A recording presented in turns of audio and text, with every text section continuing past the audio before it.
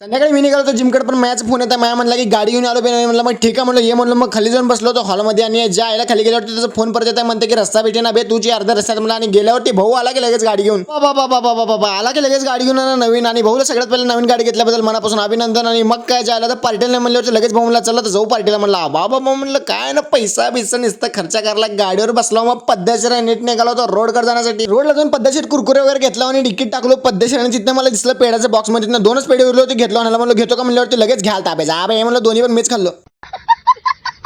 दोन्ही पेढे पद्धतशीर ओढ्यात झाल्यावरती गाडी घेतलो होतो चालवायला. आणि गाडी चालवत नेट आलो पुढच्या कोल्ड्रिंकचं दुकान म्हणून स्टिंग आणि बिग घेतलो आणि ते घेऊन नेट आलो घराकडे. आणि ज्या आईला डिक्कीतनं बिग निघता निघेल निघ अरे निघ की तुझ्या आईला म्हणल्यावर निघाल्यावरती नेट काढलं तिथं आणि सेटअप वगैरे केला अबे कुरकुरेचा आणि स्टिंगचं वेगळं काय नाही. मग वडता वडलो पद्धतशीर. आणि वडता मयाची एक गोष्ट लक्षात आलं मला एकदमच. शेवटी माया आम्ही म्हणलेलो खोटे ठरलं बघ.